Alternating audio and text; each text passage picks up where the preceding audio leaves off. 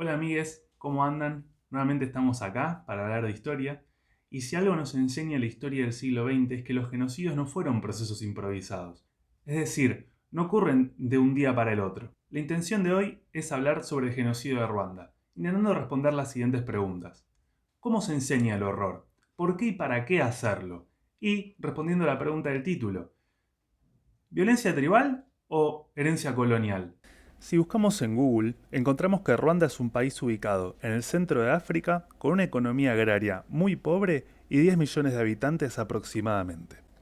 El segundo resultado inmediato de esta búsqueda da cuenta de los 100 días entre abril y julio de 1994, cuando se llevaron adelante las acciones que, posteriormente, fueron conocidas como el genocidio de Ruanda.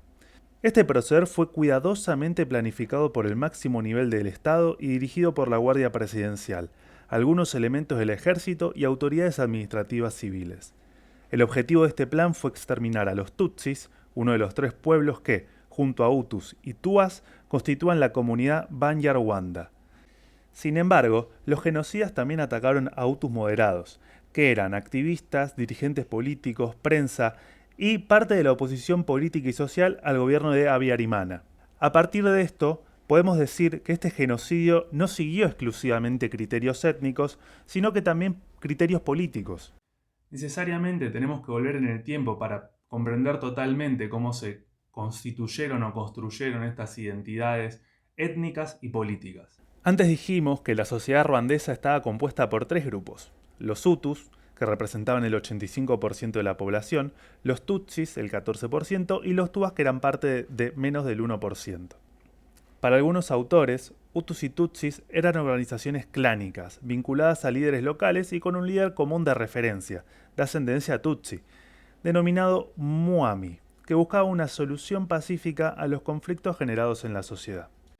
Pero todo cambió en 1880 cuando en la conferencia de Bruselas Alemania se hizo con el dominio de Ruanda, cosa que efectivamente se iba a realizar en 1899 cuando el Muami, es decir, el rey, aceptó el protectorado alemán. Luego la región pasó a estar bajo dominio belga cuando Alemania perdió la Primera Guerra Mundial.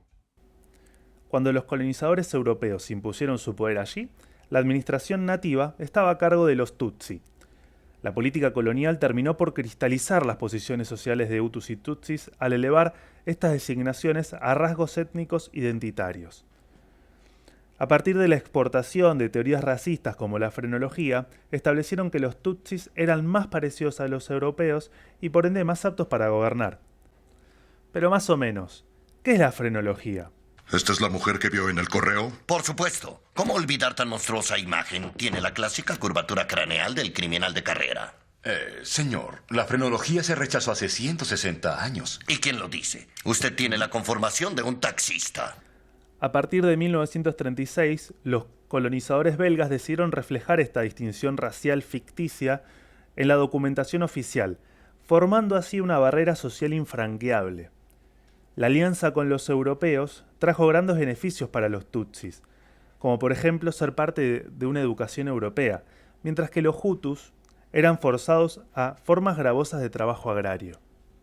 Nuevamente hay un cambio brusco en la historia de Ruanda, cuando en 1959 y en consonancia con la descolonización de otros países, se produjo la revolución de independencia que puso fin a la dominación colonial europea y al poder Tutsi. Esta revolución condujo a un intenso conflicto interno que duró 3 años y tuvo como consecuencia la muerte y el exilio de los Tutsis que se dirigieron a Uganda y Burundi.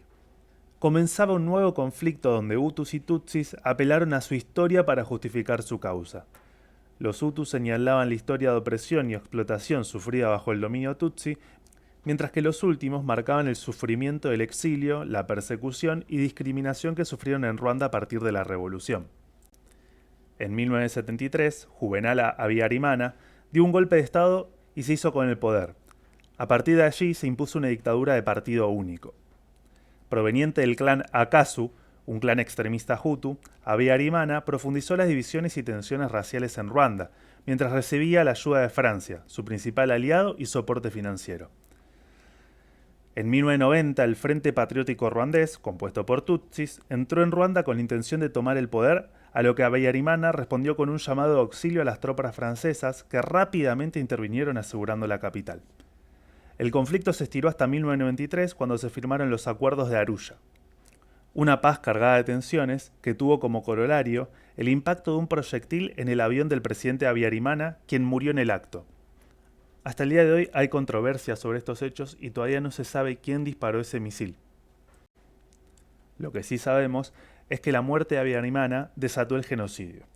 Las autoridades hutus hicieron un llamado a la población civil para que salieran armados con machetes y palos a asesinar a los tutsis. Este mensaje fue replicado por la radio Mil Colinas junto a canciones que llamaban a aplastar a las cucarachas.